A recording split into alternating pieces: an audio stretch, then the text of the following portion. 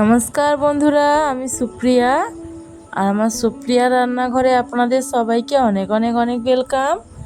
কেমন আছেন আপনারা সবাই? আশা করি সবাই খুবই ভালো আছেন। আজকে আমি চলে এসেছি আমার ছোটো মাসির বাড়িতে। এটা হলো আমার ছোটো মাসির বাড়ি।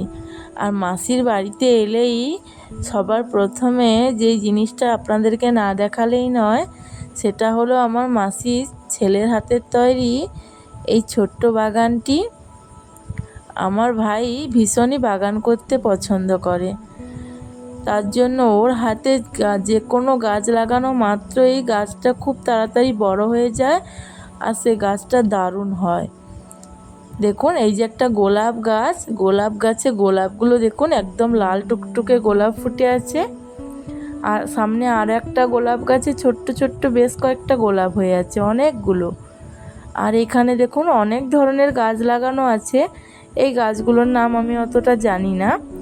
আর এখানে দেখুন সবেমাত্র পদ্ম গাছ লাগিয়েছে, এটা এখনও ছোট্ট আছে যে কারণে বোঝা যাচ্ছে না।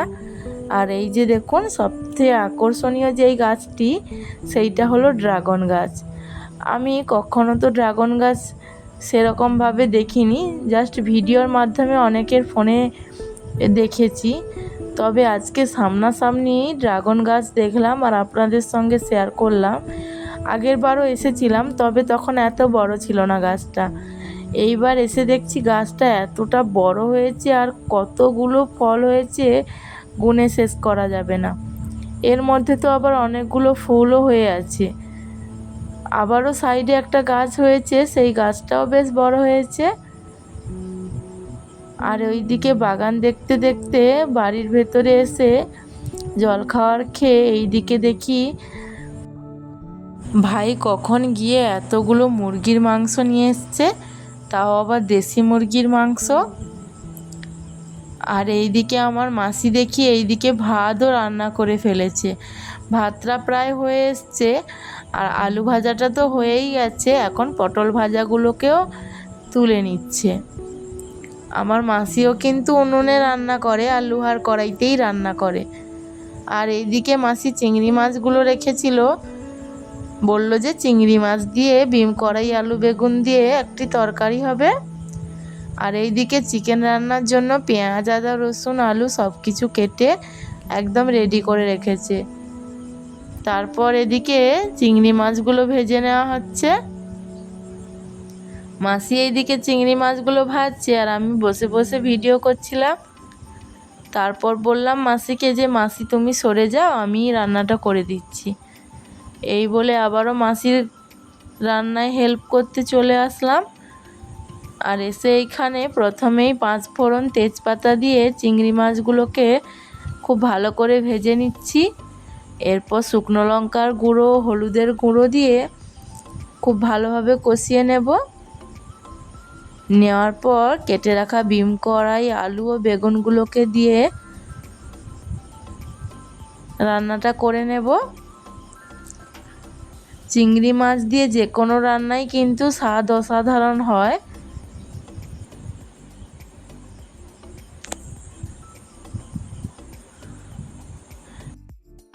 এদিকে বিম কড়াই আলু বেগুনগুলো হালকা একটু নাড়াচাড়া করে নেওয়ার পর দিয়ে দিলাম লবণ দিয়ে বেশ কিছুক্ষণ ঢাকনা দিয়ে খুব ভালোভাবে এই রান্নাটিকে করে নিতে হবে। আর এদিকে আমার বিম কড়াইয়ের রান্নাটা হচ্ছে, মাসিদের বাড়িতে যেহেতু দোপাখা উনান, সেই কারণে আর একদিকে কড়াই বসিয়ে দেওয়া হয়েছে, একটি বড় লোহার কড়াই দিয়ে এইদিকে মাসি আলুগুলোকে চিকেনের জন্য ভেজে নিচ্ছে।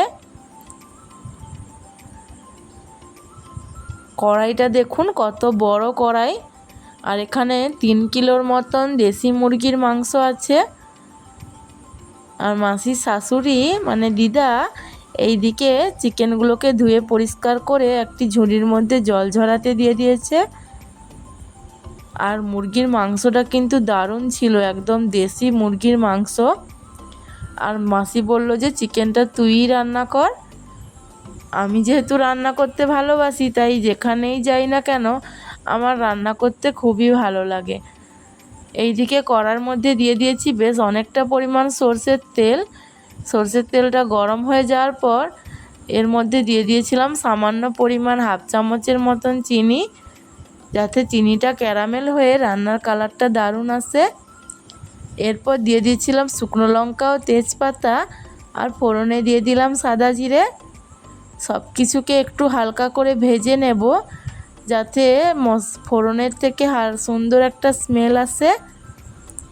সব কিছু খুব ভালোভাবে আমার ভাজা হয়ে গেছে।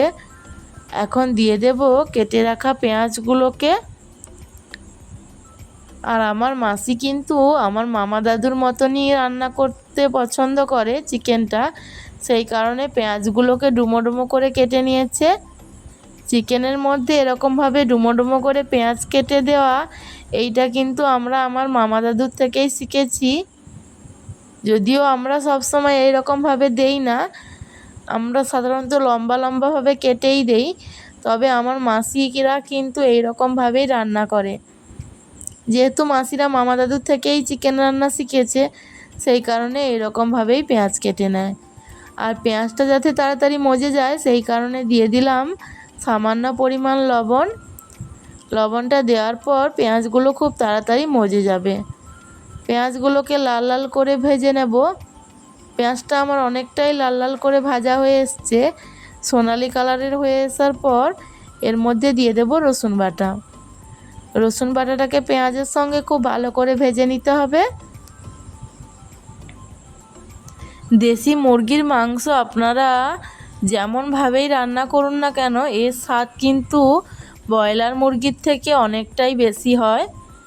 এখনকার দিনে ব্রয়লার মুরগির মাংসের টেস্ট তো সেরকম হয়ই না বললে চলে, তবে এরকম ঘরোয়া দেশি হাঁসের কিংবা মুরগির মাংসের টেস্ট এ তো আলাদা হবেই। এটা মুরগির মাংস ছিল। আর এই দিকে দেখুন শুকনো লঙ্কার গুঁড়ো, হলুদের গুঁড়োর মধ্যে জল দিয়ে গুলে রেখে দেব। এখন এই পেঁয়াজ রসুন বাটা ভাজা হয়ে গেছে, এর মধ্যে আমি শুকনো লঙ্কা ও হলুদের জলের দেওয়া অবস্থায় এর মধ্যে দিয়ে দেব। লঙ্কা ও হলুদকে জলে গুলে দিয়ে দিলে মশলাটা পুড়েও যায় না, আর রান্নার টেস্টটাও ভালো হয়। আর হলুদ জলে গুলে দেওয়ার ফলে রান্নার কালারটাও ভালো আসে। এরপর খুব ভালো করে কষিয়ে নিয়েছিলাম। এরপর দিয়ে দেব আদা বাটা। আদা বাটাটা দেওয়ার পর খুব ভালোভাবে মশলাটাকে কষিয়ে নিতে হবে, যাতে আদার কাঁচা গন্ধটা চলে যায়। আর আদা বাটা দেওয়ার পর অল্প সময় পরে পরেই নাড়াচাড়া করে রাখতে হবে, না হলে কিন্তু আদাটা নিচে লেগে যেতে পারে। যদিও আমি জল দেওয়ার পর দিয়েছি, লাগার কোনো রকম চান্স নেই, তারপরেও নেড়ে রাখা ভালো, যেহেতু উনুনেই রান্না করছি। আর দেখুন মশলাটা আমার খুব ভালোভাবে কষানো হয়ে গেছে। এখন মশলার থেকে তেলও ছেড়ে এসছে। এরপর দিয়ে দিলাম কেটে রাখা টমেটো। টমেটোটা দেওয়ার পর খুব ভালোভাবে কষিয়ে নেব, যাতে টমেটোগুলো খুব ভালোভাবে গলে যায়। এরপর দিয়ে দেব চিকেনগুলো। এদিকে আমার মাসির শাশুড়ি এখানে চিকেনগুলোকে কড়াইয়ের মধ্যে দিয়ে দিচ্ছে। যেহেতু দেশি মুরগির মাংস, সেই কারণে খুব বেশি কষানোর প্রয়োজন নেই। খুব বেশি কষালে আবার দেশি মুরগির মাংস শক্ত হয়ে যায়। খুব ভালোভাবে কষিয়ে নেব। মশলাটা চিকেনের সঙ্গে মিশে যাওয়া পর্যন্ত কষিয়ে নিতে হবে। ব্রয়লার মাংস আমরা খুব বেশিক্ষণ কষাই, তাতে ব্রয়লার মাংস খেতে ভালো হয়, কিন্তু দেশি মুরগির মাংসের ক্ষেত্রে কিন্তু উল্টোটা। আমরা যদি দেশি মাংসকে খুব বেশি কষিয়ে ফেলি, তাহলে এটা রাবারের মতন শক্ত হয়ে যায়। এরপর দিয়ে দিলাম পরিমাণ মতন লবণ। লবণ দেওয়ার পর আবারও কিছুক্ষণ কষিয়ে নেব, যাতে লবণটা চিকেনের মধ্যে খুব ভালোভাবে মিশে যায়।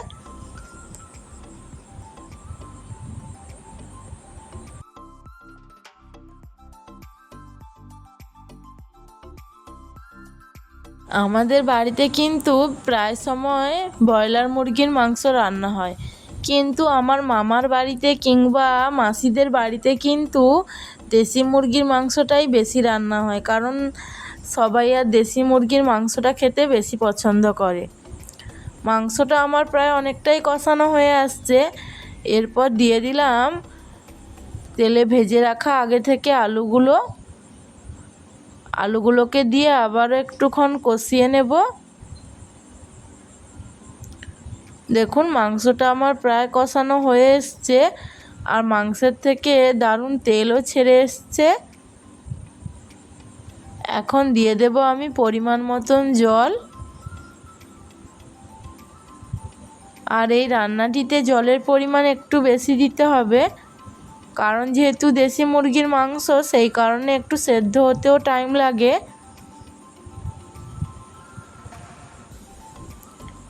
পরিমাণ মতন জল দিয়ে এখন খুব ভালোভাবে ফুটিয়ে নিতে হবে। দেখুন আমি জলটা একটু বেশি পরিমাণে দিয়েছি, দিয়ে খুব ভালোভাবে ফুটিয়ে নেব। আর যেহেতু রান্নাটা উনুনেই করছি সেই কারণে উনুনে কাঠ জ্বালান দিয়ে উনুনে রান্নার ঝোলটা অনেকটাই টেনে যায়, সেই কারণে জলের পরিমাণটা একটু বেশি রেখেছি। এদিকে আমার চিকেনটা ফুটছে আর এদিকে মাসি শিলের মধ্যে গরম মশলা বেটে নিচ্ছে। আর এইভাবে কাঁচা গরম মশলা বেটে দেশি মুরগির মাংসতে দিলে এর টেস্ট আর সেন্টও দারুণ আসে, এত সুন্দর একটা স্মেল আসে। এদিকে রান্নাটা তো আমার প্রায় কমপ্লিট হয়ে এসছে। আর এইদিকে দেখুন মাসিদের বাড়ির ময়না, এই ময়না পাখিটাকে কিন্তু আমার ভাই নিয়ে এসেছিল, এখন কিন্তু খুব সুন্দর কথা বলতে শিখে গেছে।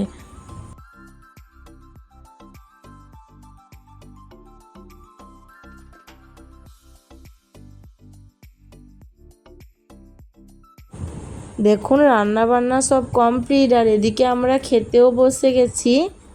আমি কিন্তু একা যাইনি, মাসির বাড়িতে আমরা সব ভাই বোনেরা মিলে একসঙ্গে গিয়েছিলাম। আজকে অনেক দিন বাদে আমরা সব ভাই বোন একসঙ্গে মাসির বাড়িতে ঘুরতে গিয়েছিলাম। আজকের আমার এই ভিডিওটি আপনাদের কেমন লাগলো অবশ্যই কমেন্টে জানাবেন। আর যদি ভিডিওটি ভালো লেগে থাকে অবশ্যই একটি লাইক করে আমার চ্যানেলটিকে সাবস্ক্রাইব করে আমার পাশে থাকবেন। আজকের মতন এই পর্যন্ত, আবারও দেখা হচ্ছে নতুন কোনো ভিডিও নিয়ে আপনাদের সঙ্গে। ততক্ষণে সবাই ভালো থাকবেন, সুস্থ থাকবেন।